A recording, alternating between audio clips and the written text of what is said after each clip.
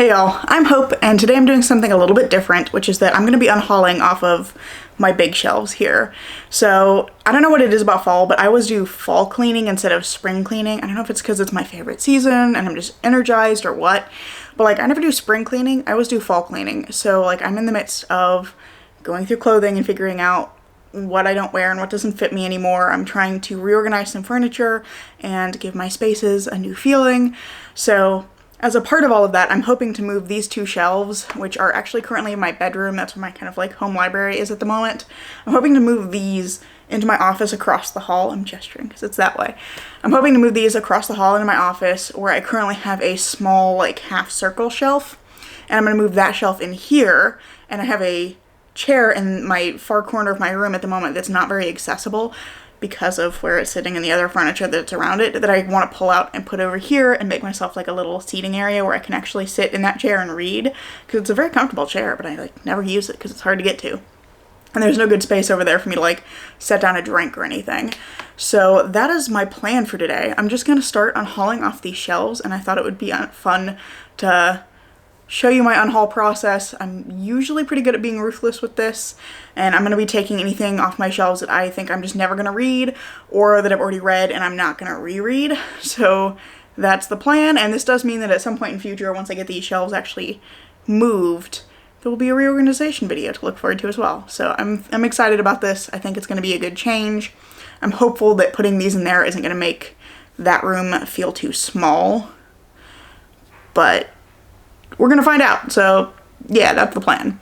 So for this, I'm just gonna start like up here. This side is my like speculative fiction, fantasy, and sci-fi, and dystopian, and all of that. And then this side is mostly not speculative, but there is some. So like the top two shelves are mystery thrillers, and then below that I have like horror, which obviously is also kind of speculative. So I've got some horror stuff, and then at the very bottom I've got like my classics and contemporary stuff, and some nonfiction that I'll be going through as well. I'm not sure how I'm going to film those yet. We'll get there when we get there. This may also be a multi-day project, who knows. But I'm just going to start up here and start going through every book on this shelf and see what I can get rid of. So, right off the bat, I don't think I'm ever going to get around to reading the entirety of Beowulf. I've started it before, and I just don't think I care enough to read the entirety of Beowulf. So, book number 1 down.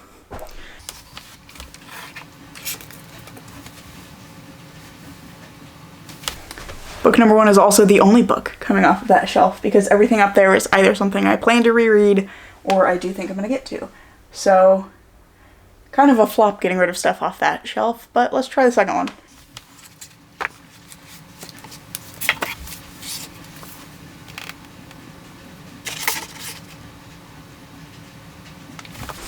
Okay, slightly more success on the second shelf.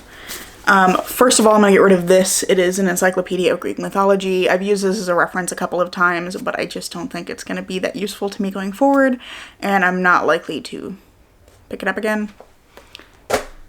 And then also Norse Mythology by Neil Gaiman. I have already read this. I read it as an audiobook, and originally upon reading it, I thought I might come back to it at some point because I think some of the myths are interesting, and I think that Neil Gaiman does a good job of articulating the myths and making them relevant and meaningful for kind of the modern world. But the longer that time has passed since I read it, I just don't think I'm actually going to come back to this at all.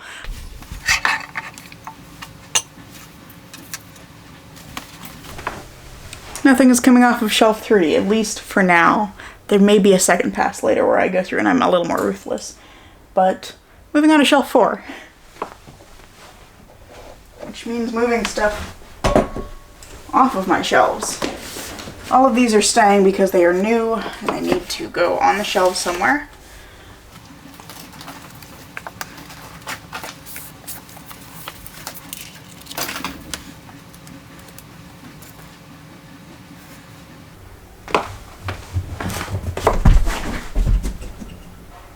If you heard that, that was my cat having the zoomies. He's now sitting in the window looking out. He's having a great time, I guess. Okay, hang on. I'm actually wrong because something is coming off shelf 1. I just forgot to pull it down. So I have two books that I got from Fairy Loot that I'm actually going to get rid of. One is Laura by Alexandra Bracken. The other one is The Bright and the Pale by Jessica Rubenkowski. These are going to go because I've heard really bad things about Laura, and it's kind of pushed it off of my TBR at least anytime soon. If I really wanted to read it, I could probably get it from the library, but I just don't think I care enough to keep it on my shelves. Similarly, for The Bright and the Pale, I haven't actually heard bad things about this book, but I've basically heard nothing, and I'm not actually convinced that I like YA fantasy. I haven't read very much of it, but it tends to be pretty hit or miss for me, and I got these in Fairy Loot thinking at the time, like, maybe this will encourage me to read more kind of current YA fantasy and see if that opinion holds, but I just don't think I care enough about either of these premises to read either of them. And again, I think my library has both of these, so I can always read them later.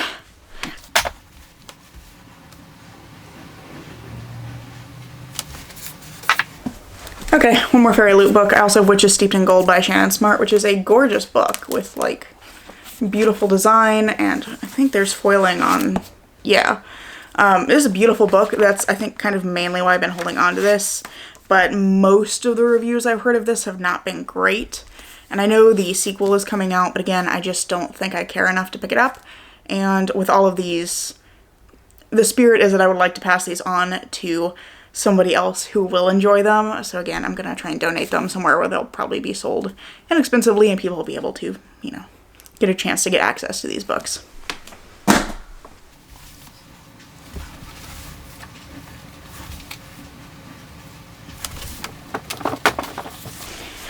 Next up is one I have read. I am going to be getting rid of Monstrous Volume 1. I read this last year, I think. Most of the story now escapes my memory, and I do remember kind of not being very engaged with it. I think that this one just didn't click for me. And if it tells you how frequently I've reorganized my shelves, I have stuff on here from a calculator that I needed the box it was in, so I'm going to need to, like, find myself a bag to put my calculator stuff in. Okay, next up I think is The Pale Horse by Agatha Christie. I read it, I liked it. I don't think I'm ever going to read it again now that I know what the story is and what the answer to the mystery is. It doesn't need to stay on my shelves. It's not one of my favorite Agatha Christie's.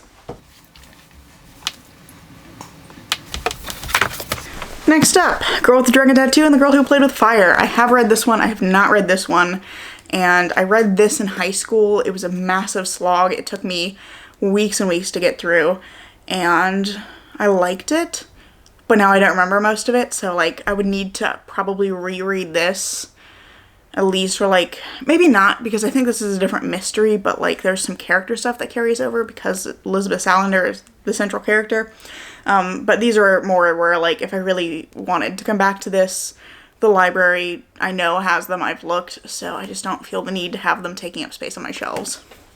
I should also mention, I've had The Girl Who Played with Fire on my shelf for like 10 years and haven't read it. So that's part of the reason that's going too.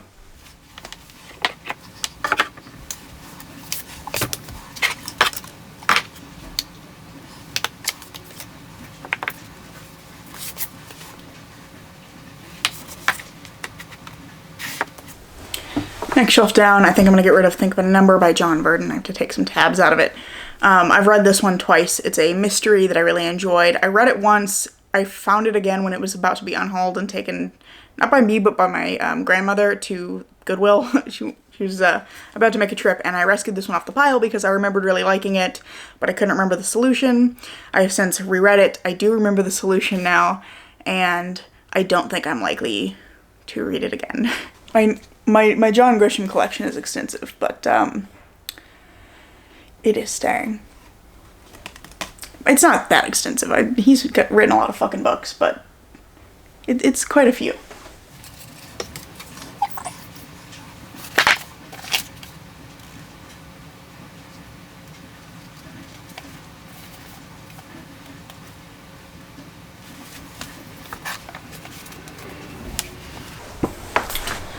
Next shelf down, I don't think I'm ever going to get around to reading Nosferatu. I bought it a couple of years ago thinking I would read it immediately, and I haven't. And it's extremely long, and I just don't think I'm that interested in the premise anymore. So that can go. And then I have two Anne Rice books that are in not her Vampire Chronicles, which I do have. Are they visible? They're like behind this globe thing. I have most of the Vampire Chronicles, and I would like to get the rest of the Vampire Chronicles. But I'm not sure I care enough about these other series. I think Vittorio is the second book in the spin-off New Tales of the Vampires, and I have not read the first one. I don't have the first one. I will get it from the library if I want to read it. Similarly, The Mummy, I don't think I care enough. Like, it seems like it's interesting, and I like Anne Rice's writing, but again, I don't think I care enough about this particular book to keep it on my shelf.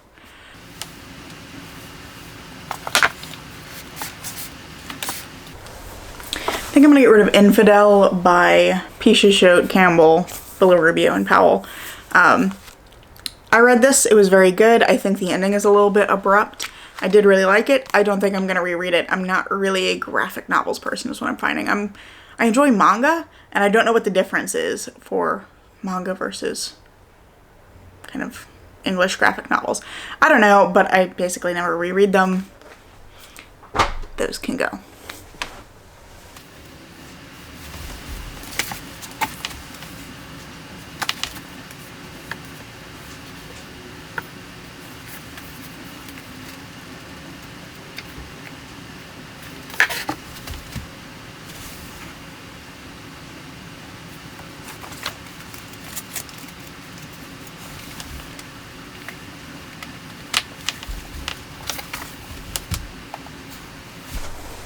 Okay, so kind of from my historical fiction, basically stuff that's not speculative and not mystery thriller, I'm getting rid of Incidents in the Life of a Slave Girl by Harriet Jacobs. This was one I needed to read for a class. You can see I have about a million tabs I need to take out of it. But I read this for a class. I don't think I'm likely to reread it. I found that I'm not interested in this particular era of writing. I'm hoping to study more current writing, and while I think this is a really interesting and valuable read, I just don't think I'm likely to come back to it.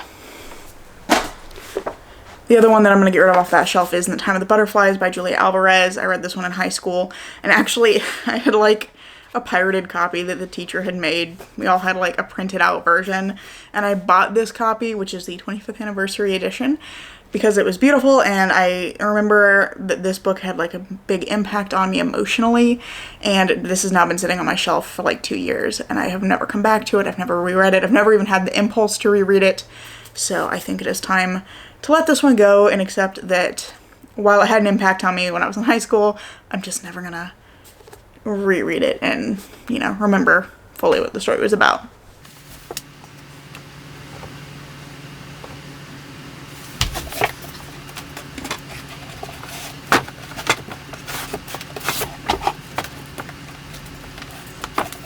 Kind of obvious one. I'm gonna get rid of my 5-pound book of GRE problems, which is a hand-me-down to me from a friend of mine, which is a hand-me-down to her from her siblings. I've already taken the GRE. I'm hoping to not have to take the GRE again. Your scores are good for 5 years. I've just started my master's program, and at the moment I'm anticipating like starting a PhD right after finishing my master's, if I get a PhD at all, so my scores will still be fine for that. Okay, yeah, I think I'm gonna get rid of The View from the Cheap Seats by Neil Gaiman. I bought this several years ago. I've still never read it, and I've had to kind of come to terms with the fact that Neil Gaiman is an author that I think I want to like, but I don't like as much as I think I should. In theory, all of his books sound fantastic to me, but I think I've not had any of them really stick with me, any of the ones I read. So again, I think this is an opportunity to pass this on because I just don't think I'm ever going to get to it. This is a collection of nonfiction, like book introductions and speeches and things like that he's written. And I think that's an interesting concept as a nonfiction book goes, but this one has been sitting on my shelf. I often forget that I own it, and I just don't think that Neil Gaiman is an author for me, even though like I really want to enjoy his work. It doesn't stick with me at all. Okay, I think that's all of the books that are currently coming off the shelves. I almost forgot that I meant to take some things off of, I've stirred up dust, I'm gonna sneeze. To take some things off of the half circle shelf that we'll be moving in here. So I went and looked, and there are a few things I'm gonna get rid of off that shelf as well. First I have this, which is a kind of coffee table book about the creatures of the Hobbit movies. I think this is really interesting. I flipped through it several times, and I think it's a very cool book. but it's not something that I feel the need to keep holding on to. And then I have Selected Stories of Anton Chekhov. I do really like Chekhov. I think that his work is really interesting, but what I'm finding, and I think another book in this kind of stack will show, is I'm not really like a short story collections kind of person. I don't mind them, but I just don't feel engaged reading a short story collection, so I'm gonna go ahead and get rid of that one. And then, as I said, similarly, I have The Rivals of Sherlock Holmes. This is a collection of short stories that were contemporaries and later stories inspired by Sherlock Holmes, and there's quite a few of them. This is a very chunky book, and I have not once picked this up in all of the time that I've had it, and I'm pretty sure I bought this shortly after moving to my current city that I live in, which was in like 2013 or so. So yeah, I just don't think I'm ever gonna read it if I haven't picked it up in all of that time. And then lastly, I also bought this, I think shortly before moving here or shortly after, of The Beekeepers' Apprentice by Laurie King. This is the first book in the Mary Russell series, which is a continuation of Sherlock Holmes stories with a new narrator that is Mary Russell. I believe she meets Holmes when she's like a schoolgirl at 15, and then they have a relationship that develops over many years, and they become close friends, and she works with him on a variety of cases. It's a very long-running series, and it's just one that I just don't have that much interest in starting anymore. I know I did when I first bought this book, but I just don't care anymore. Interestingly, getting rid of that book is going to make me kind of rethink what's on those shelves, because right now I have a lot of my Sherlock Holmes related books in there. I have kind of a collection of Sherlock Holmes related stuff, but if I'm taking those off, that actually gets rid of a chunk of the stuff that was on there, so I don't know. I need to put everything back on that shelf and see what it looks like, but I may need to do a little bit of reorganizing of that shelf as well. Alright, well that's basically it for today. My gosh, I don't know why that's hard to say. That's basically it for today. Thank you so much for joining me for this unhaul. I hope that you've enjoyed this video, and I hope to see you in the next one. Bye.